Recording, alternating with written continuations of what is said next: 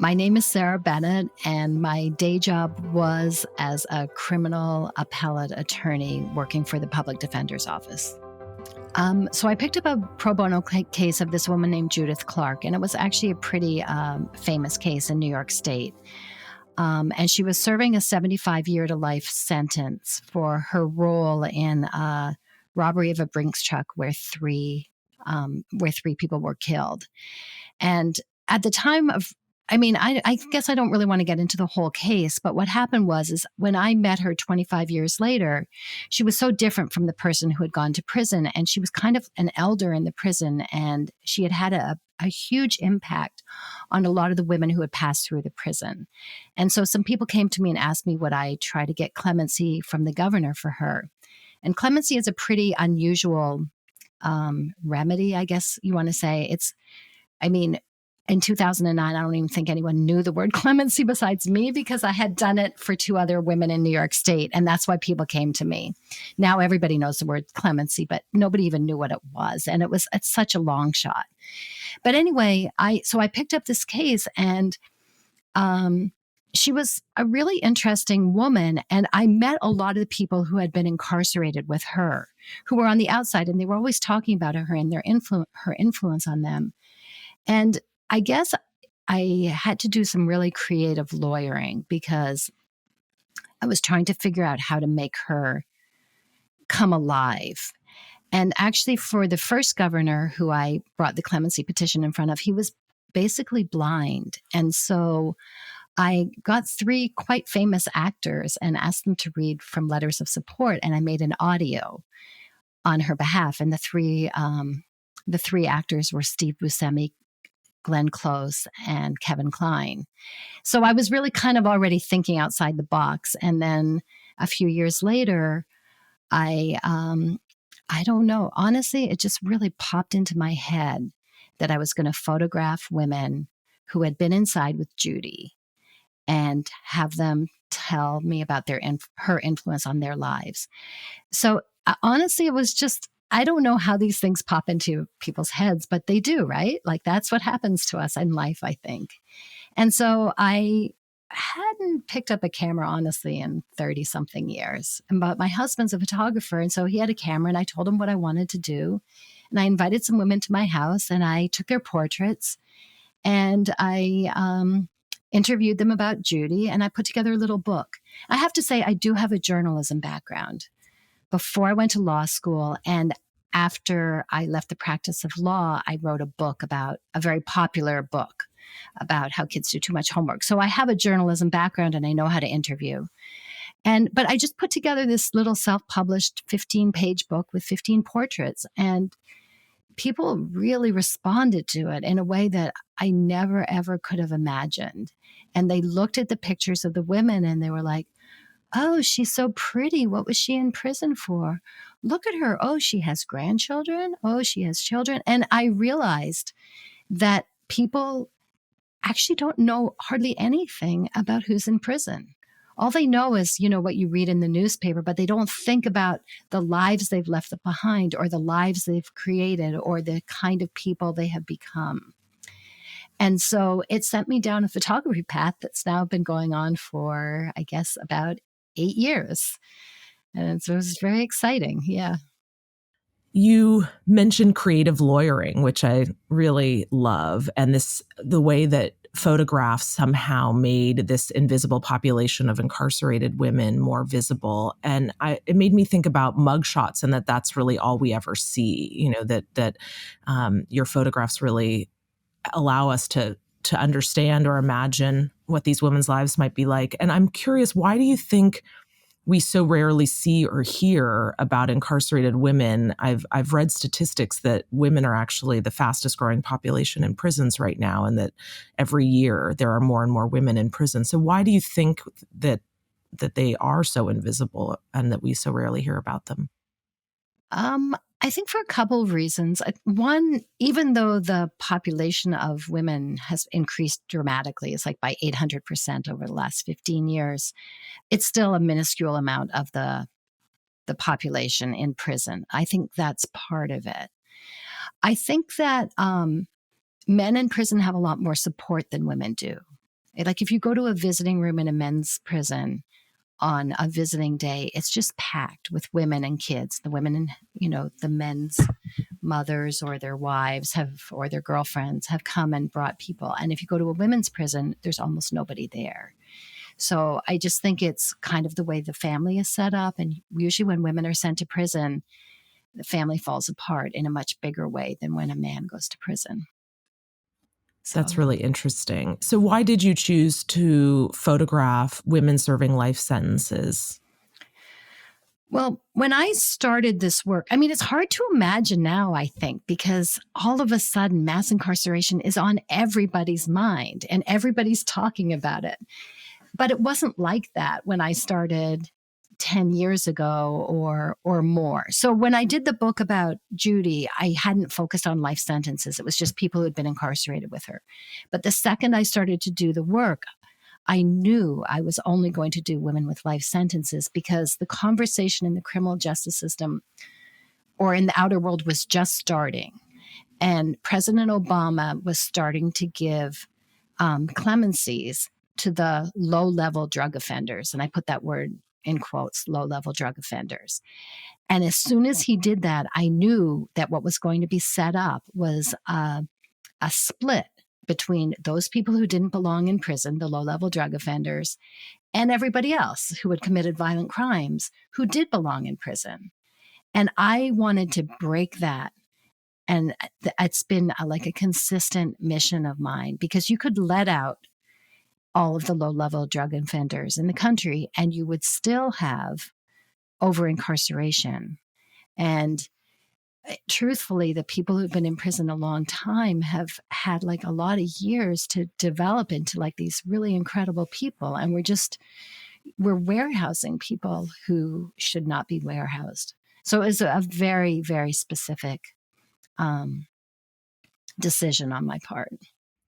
Yeah. I want to talk about the Looking Inside series of photographs that you made because I was really struck by those. And we can talk a little bit more about those, but I wanted to know what are the challenges of actually taking photographs of women in prison? Because that series depicts women in their sort of workplaces within the prisons. And can anyone just walk off the street and take those photos? Can you share a little bit? I'm imagining that there was some negotiation involved on your part just to even have access to. Yeah, there was a lot of negotiation. First, I actually called the Department of Corrections and asked whether that was even a possibility as an independent photographer. And I was told yes. And I don't think if I had started out 8 years earlier asking, I'm sure they would have said no. But by the time I asked, I think I had a little credibility as a photographer. So I asked and I said, I wanted to photograph women in their cells because I had done this big project called the Bedroom Project of women in their bedrooms on the outside. And I thought the cells would be a really good corollary. And I was told absolutely not. There was no way in the world, and that I could have what they called the boardroom, which is just a room with the tables and chairs. And I said, no, that would be pretty boring, I thought. And so we did a lot of negotiation, and ultimately I was told that I could have permission for the workplaces. And then I went about finding women to photograph. So I wanted to know first, I didn't want to come and find women and then find out I couldn't do it. And so at that point, Judy was still in prison. And so I told her I wanted to do this, and could she spread the word? And she told a couple people. And then I wrote to women in the prison she was in, and there's another prison across the street. So I wrote to 2 separate prisons just of names I had been given by either Judy or some of the other women I knew. And I asked people to spread the word, and I got letters back. And then I went to visit each woman before I photographed her, and wanted to see if we were a good fit on both sides. And there were a lot of hurdles in the way. At one prison, the women didn't get my mail, and I didn't know why. And I kept on saying to the women on the outside, I was like, I wrote to 9 women. I haven't heard from anybody. Is that weird? And somebody said, I'll find out for you. And then I finally found out that they never got my letters. And then I got one back with a big, like it was contraband came across. And so I knew that they hadn't gotten it, but I didn't know why. And so eventually they got the letters, and then I went to visit, and then I was thrown out of the prison. And then, there were a lot of you know, I laugh now, but there were so many rules put up, including at one point they said I had to be on the women's visiting list if I wanted to come and see them. And so I wrote to the women wrote me and they said, you have to be put on my visiting list in quotes because there hadn't been a visiting list in the prison since the early 1970s. So there's no such thing as a visiting list. Anybody can go. But I feel like if it had been somebody else, they probably would have given up because they wouldn't have known. They wouldn't have known how to get in. And I think I probably wouldn't have known either if I didn't have, some guides on the outside. And then I also had some guides on the inside. Like I met a woman who I photographed very early on, and I told her I don't have any young women. Because Judy had been there for so long, her friends were like the older crowd, or she worked in a nursery where the women had short-term sentences, but I was looking for women with life sentences. And so, I found this woman and she turned out to be my guide, and she told a lot of people about the work I was doing, and people started to write me. So, yeah. One of the things that I was really struck by in the photographs, I did not know how much negotiation was involved in getting inside and how complex that was. But I'm struck by the way you give these women a voice, not just by photographing them, but by including text from them in their own handwriting on the sort of bottom of the photograph. And I'm wondering if you could read us a few of those captions, if you have any of those photographs. Sure. And do you want me to tell you how I do that? Because it's different I had met the women. I met them before I photographed them, and some of them I went back and met again. A lot of the writing came about from a back and forth. Some women just sent it to me perfectly. Like I sent them a size paper that they had to write it on, and some just sent it to me. And some wrote me like really long letters and said they didn't know what to say. And in their letter, there would be a lot of information. And I would just take whatever they wrote. I never ever changed a word, but maybe I shortened it or I moved it around or something. And then I would send them to them and they say, is that what you're trying to say? And the other thing I did that I always feel like is really important is that I feel like people who do this kind of work, one of the things that I bring to it that it's hard for other people to bring to it is I know so much about the criminal system that I would never harm any of my portrait subjects. And there are what I like to call unintended consequences. And so some of the women were very close to their parole dates. But they wrote things that I knew would not be good to be out in the world, that maybe they weren't represented, but they were going to have a lawyer who was going to tell them, no, actually, you should say something different, or this is a better way to frame it. So I was very, very careful in making sure that no harm could come to them down the road. So anyway, I'm reading the writing of a woman named Linda, who is, she goes, this is my 27th year being incarcerated. I've been scared, lonely, hurt, disappointed, and forgotten. When I got here 11 months ago, I couldn't believe all the women I had done time with were still going to board after board and never getting out. Will that happen to me? I do my hair and makeup every day. It makes me feel good. But on the inside, I'm breaking down. To name a few, I had a triple bypass, 2 strokes, major back surgery, and I take 30 pills a day. The bottom line is, I beg for forgiveness and a second chance. Will I ever see my freedom? Will I die behind these walls? When I got that, I was just she was 70 and she's got a lot of health issues, and she'd been in prison at that point for 27 years. And she only had 3 more years to go on her sentence. And just to take it back to why I do long-termers versus short-termers. So when the pandemic hit in New York State, the governor let out everybody with a low-level offense who was within 4 to 6 months of their parole date. But poor Linda at that time, it was 28 and a half years in prison, a year and a half from her parole date, was such a vulnerable person in prison and wasn't even considered. And it just doesn't make any sense. And that's why that's why I focus on the women with life sentences, because that that that split that I knew was coming came and ended up harming all of the women with life sentences, and the short-termers who were young all got to go home. One of the things that your photographs revealed to me is how often these women are changed by serving so much time in prison, that they are facing the crimes that they've committed, and they're changed by their time reflecting, and how often I know that they can't change the crimes that they've committed, but I think that your photographs really allow us to sort of relate to them and understand how ordinary actually they are. And one of the things I was also struck by is how often women serving life sentences are there in part because they've killed their abusers, or they've suffered from sexual assault. And I know that wasn't the case maybe with Judith Clark. That was, you described that as more of a robbery. But I think that I was really struck by that too, how little we know about their stories and how much more complex their circumstances are. And sometimes the stories change over decades.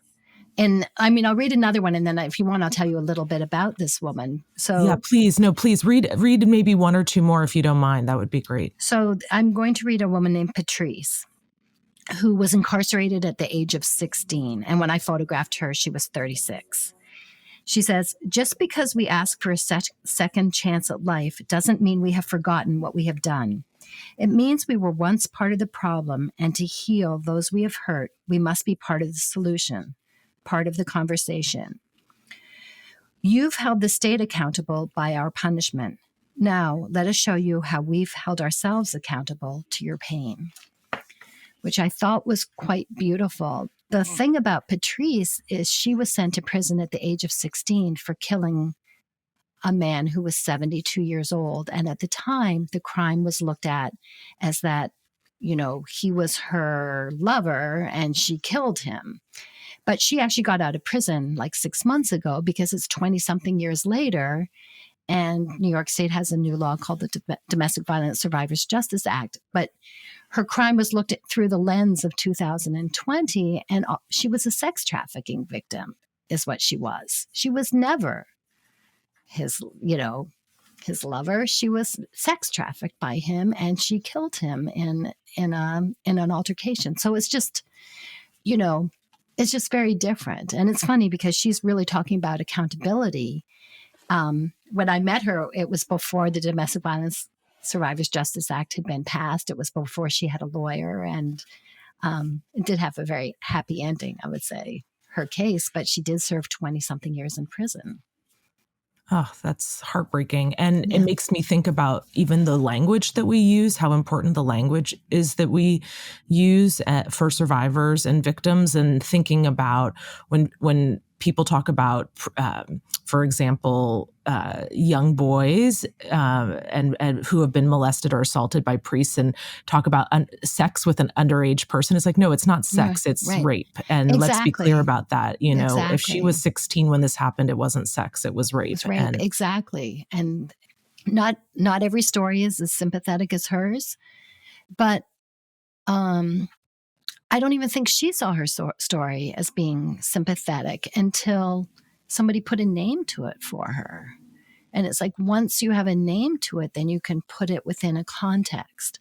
And of course, when the criminal system then validates it for you, then it's a whole different thing. Yeah.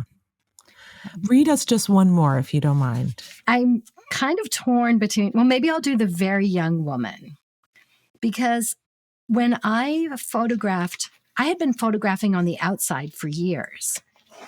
And I was meeting women who had been in prison for 20 or 25 years. So they were probably 40 or, 38 or something like that when I met them. And so when I met the really young women I photographed, all of a sudden I had that feeling of like, oh, wow, that's how young these women that I've been spending all this time with were when they went to prison. And I don't know why I had to actually see a really young woman to to feel that. So this is Jennifer. She's 21 when I photographed her, and she was incarcerated at the age of 17. Every time I put the pen to the paper when I'm supposed to, or someone is depending on me to do so, nothing comes out. Nothing that I feel like I should say comes out. Am I too negative, too optimistic, too deep, too much?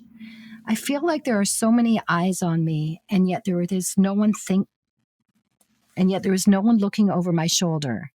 It's been 5 years since I've been incarcerated, and I still feel like that, as if there are so many people waiting on me to do something, but I'm scared. That's probably the most honest thing I could say to you. I'm scared. And I had an exhibition of this work in downtown Brooklyn, and a woman came and she came up to me and she goes, "I'm Jenny's mom." And I was like, wow. And I met her and she said, "That's the most honest thing I've heard from my daughter." She was really touched by it. I was also touched by it. She was the last person whose writing I got. It was really, really hard for me to get her to write anything. I wrote her many letters, but when she sent it to me, if you can see it, her writing is lined. It's on lined paper, like on, school paper, and she has little doodles in it, like little flower doodles. And she didn't write it the way I said she was supposed to, so she wrote it in 2 columns. And when I got it, I thought to myself, oh, I'm sorry that I had sent everybody strips of paper to write on because I knew what size I wanted it to be on the finished print. And so everybody had sent a size paper to write on. But when I saw hers, it also showed how young she was. And it was just kind of devastating. It's devastating that we send people to prison for so much time. One of the women I photographed was 15 when she went to prison. And, I have a background as a lawyer, and I was so shocked that she had gotten a 15 to life. I didn't know that was an actual sentence. I thought it was 9 to life, actually. And when I came home, I called one of my old friends who runs a juvenile program in New York. And I was like, is that a proper sentence? I said, did the law change since I left? I mean, 15 to life for a 15-year-old it feels so unconscionable to me. Yeah, me too. I think your decision, though, to share their own stories in their own words is really what brings those photographs to life and makes us connect with them. But I'd love to know more about what the response to your photographs has been and in the different ways that you've shared them with the world. In general, I mean, I would say 90% of the response has been really, really positive. And I've been really lucky because my work has been displayed in very public spaces, like in the windows of a couple of different law schools in New York City. So I can just go and stand on the street corner and watch people go by, and they'll say, wow, I wonder what she did, or wow, look at her, or I hear those things. I mean, the best place where I really got to interact with the public was 2 years in a row. I was at this photo exhibition called Photoville in Brooklyn, New York. And they say about 100,000 people pass through there on 2 different weekends. And it's kind of a little city set up with out of freight containers. And so I had a freight container, and both the bedroom project and looking inside were there in 2 different years. And I always had one of the women who I had photographed with me. So they would be kind of like docents, and they would get to talk to the public, and I would talk to people as well. And the first year, I also had postcards, and I asked people to write to the governor and just, to try to change policy. And the second year, I had guest books for the women inside. And that was really incredible, I have to say. I had these little guest books with each woman's photo on the front of her own particular guest book, and a table, and people could just write something to the women. So it was kind of like they read something the woman wrote on the wall, and then they responded to it. And a lot of people came out crying and really touched by it. And I ended up filling up, each woman ended up with 2 guest books, which was great. And so then I sent them their guest books, And then they sent me back their responses. And for them, almost every single one of them said it made them cry. They didn't know that people on the outside even cared one little bit about them. And then every so often I hear from people, and I've had face-to-face conversations with people who feel like I should say more about the crime than they want. They feel like I'm trying to evoke sympathy without being honest about what people have done. And when I first started out this work, I actually did say a little bit more about the crime and gave a few details about it. I did that for my first project, which is called Life After Life in Prison. And I've been following, it was originally 4 women. I was following through their reentry process, but now there's 7 women, and it's been going on for 8 years. And so for that project, I did say what the crimes, some of the details, but I changed my mind. I decided letting people know they had been convicted of homicide was enough. And the reason I didn't want to go through the details of their crimes is because when people are kind of forever stuck, we keep people in the crime that they committed in that one moment in their lives, and everybody changes, and we all move on from our teenage years or our 20s or 30s, right? We just change, but they're never allowed to do that. And I just felt like I wanted to allow them to do that in the broadest sense, I guess. I mean, I'm still saying they're convicted of homicide, so we know that. Right. You're acknowledging the seriousness and the severity of the crime, Right. but it's not a courtroom. Your photographs are not a courtroom to decide whether the sentencing was appropriate or not. But so that makes sense to me that you don't focus on that's not the point of the project. That's what you did as a criminal defense attorney instead. Right, exactly. The truth is, the truth is you never really know. Like, what if I had written about Patrice crime the way, it was in the court documents from 20 years ago, and then it turned out it had completely changed. Yeah. So. Yeah. I'm just struck, though, the writing that you share in the photographs it's really impactful, but I also hadn't thought about it until you just said this, that it's also helping these women feel less isolated and less invisible too. And that, how important writing might be for them as well. Yeah, it's been great for them. Several people got pen pals out of it, which I never expected. But people would write to me and say, can I write to so-and-so? And then I would ask them. And I would tell them it was a really, really big commitment. And that if they didn't feel like they were committed, then I thought that they should go through some prison writing service and find somebody randomly rather than, somebody who I knew. Yes, yes. That makes sense. I want to ask you, I know you've spoken about this a little bit throughout the interview, but can you talk a little bit about how your work as a criminal defense attorney made your work as an artist possible and what the connections are between those two? Well, probably the biggest thing is the access, because isn't that every photographer is looking for access? And honestly, I have access. The very first person I photographed, her name was Kayla, and she'd been home from prison for about 2.5 weeks. And I had told Judy I was looking to do this project, and she gave me Kayla's number, and I called Kayla, and I met her at Penn Station, which, if you're not from New York City, how we ever found each other, I don't know. But I met her, and we kind of had an instant connection. And I think she felt very comfortable with me, but she took me to a meeting of formerly incarcerated women that day. That's where she was going. And I walked in, and there were maybe 15 women there. And somebody was like, hey, wait a minute, you were so-and-so's lawyer, right? And I was like, yeah, then this is what I'm doing. And they all volunteered. I would love to be part of this series. And so that was instant access. And today I'm actually going to photograph somebody. I got the name of somebody. My bedroom project, I'm always trying to, get more and more subjects for. But the woman told me her whole life story on the phone, within 2 minutes of talking to me. And I just think that, well, actually, I know this is true because years ago, I showed up to photograph somebody in her bedroom, and it turned out the New York Times was there on the same day, and so we were both photographing, and then the woman took me aside and she said, "I'm not taking him into my room, so you can come back another day." And I just knew right then. So that's a long answer, but I think the main thing is access, and the other thing I talked about before is I think I know I will do no harm, and I think the women know that I will do no harm.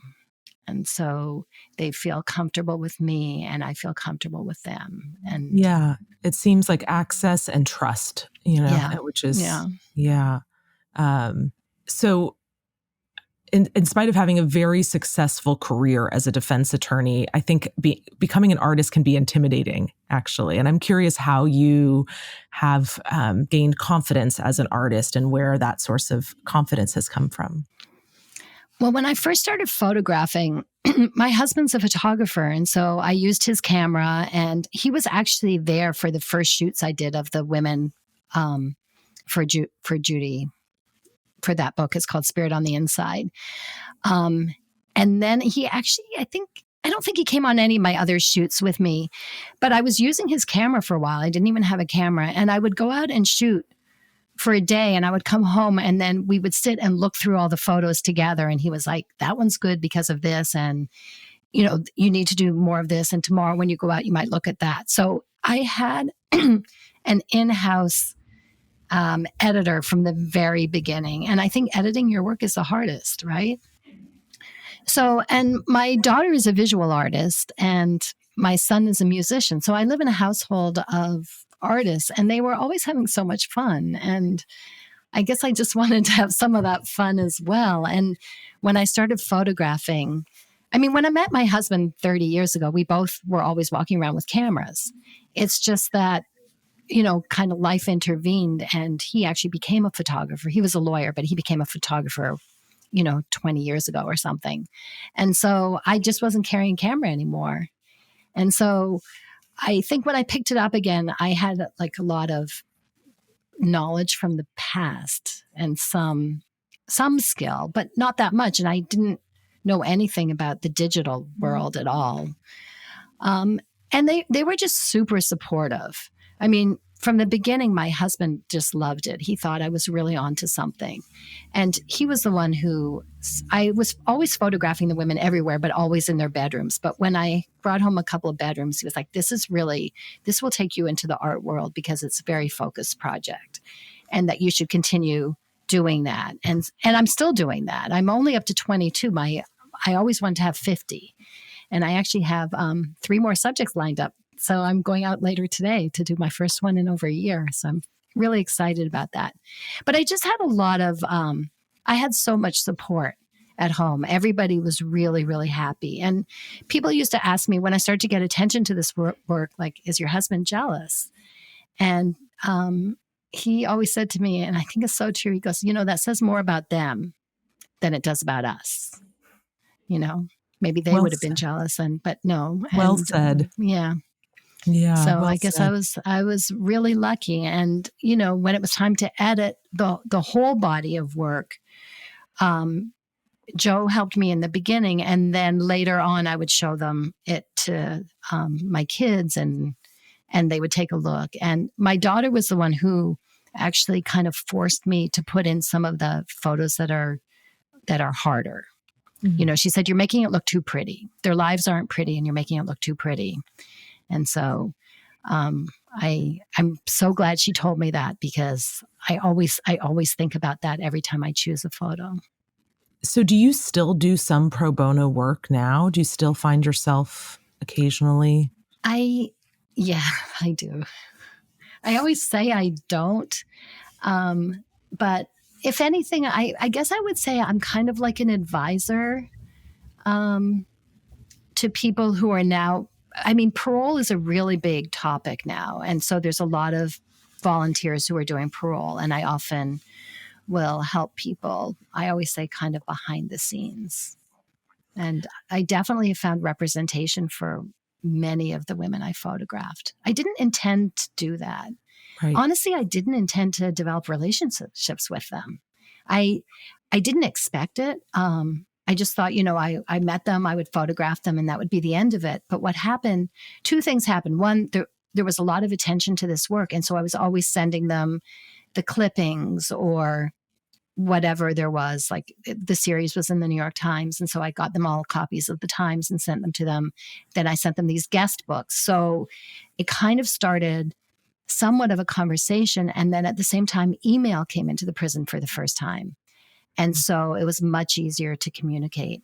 So I have like I say a robust correspondence with several of the women I photographed, and which is kind of, I didn't expect it. And sometimes it's a little bit overwhelming, especially when people have life sentences and they're at the beginning of their term, or if they have life without parole and it may be forever. But I've learned so much. So much about what it's like to live day to day inside, which I never knew when I was a lawyer. I had no idea. I'm also struck by the way that your work has circulated. And tell me if this is incorrect, but it seems like your work has circulated more outside the sort of official venues of the art world and more in or less, not just in museums. I know you were in MoMA PS1's Marking Time, but it seems like some of the places that your work has circulated and had a huge impact are, I think you said a freight container and as part of a photo fest in Brooklyn, and also in a lot of perhaps magazines and newspapers. Has that been one of the primary? Yeah, it's been amazing. It's been great. I mean, honestly, it's been a really, I say photography is such it's a great advocacy tool. That's what I would say. It's just been incredible. And in a way that like writing a book would never have that kind of impact. It's the visuals. People can really, really relate to the visuals. And then I think the writing, I think they go together. Yes, absolutely. Well, I want to wrap up here a little bit.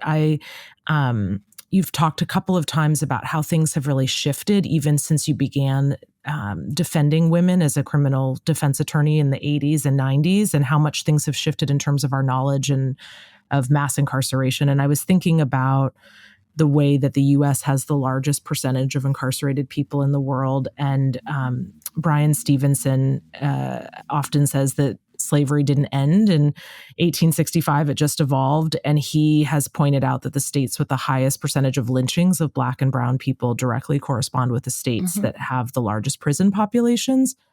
So in the face of this reality, which is so stark, what gives you hope? And as someone who has been committed to changing the way that we perceive the carceral state, what changes do you see in attitudes about mass incarceration? Well, I just think the shift, it feels almost like it's overnight, even though it's been decades in the making. I mean, when I started out as a criminal defense attorney, we all read this book that was called How Can You Defend Those People? And that's how people felt. How can you defend those people? And nobody would ever ask that anymore. People are really interested in, if you want to put it in quotes, in those people. I mean, people are so the attitude has really, really shifted, and people are really aware of the over-incarceration, and there's a very vibrant abolition community. It's funny because when I started photographing, I mean, it's really not that long. It's like 8 years. Or when I was doing, I mean, I did clemency for a woman in the year 2000, and everybody was like, clemency, what's that? And why are you wasting your time? You'll never get it. And now everybody's talking about clemency. But I feel like it's really only in the last 2 years or something like that. I mean, there was a book that Michelle Alexander wrote called Die Jim Crow, and it was that, I think that's when the term mass incarceration was really coined, at least within, people who were doing that work.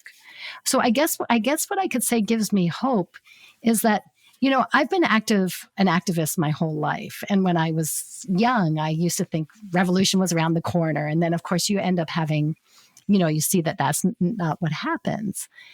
And sometimes you see things in cycles too, right? But all of the demonstrations this summer around the George Floyd killing, it was amazing. Like I felt like I was back in the, in my youth when we were out in the streets and people were really, really talking about issues of race and incarceration and police violence and prisons in a way that hasn't happened for a long time. And I actually think that this time around it's going to stick.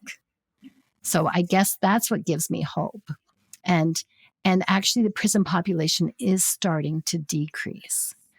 When I know, and I've seen certain things like now when sometimes when you see like a mass killing even, they're starting to talk about the person's mental illness.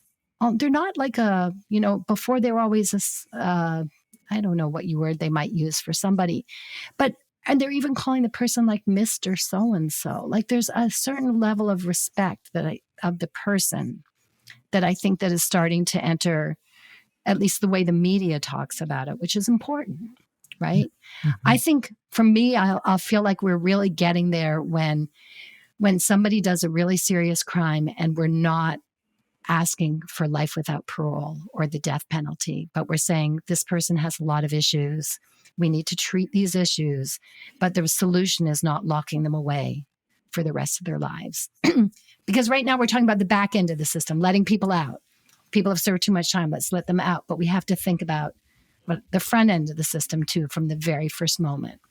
So that's what gives me hope. I just think that I think this was a year of like social movements in a way that I haven't seen in a long, long time. I think the fact that MoMA PS1 had this big exhibition around incarceration was just, I think it was brilliant. And I think it humanized in the best way, and people really saw the sort of the waste of life that's locked up behind bars. Yeah, thank you. Thank you so much, Sara. This was such a privilege to spend time with you and with your photographs. And I'm so thrilled that you'll be part of the Day Jobs exhibition at the Blanton. Yeah, me too. Thank you so much. I'm so excited.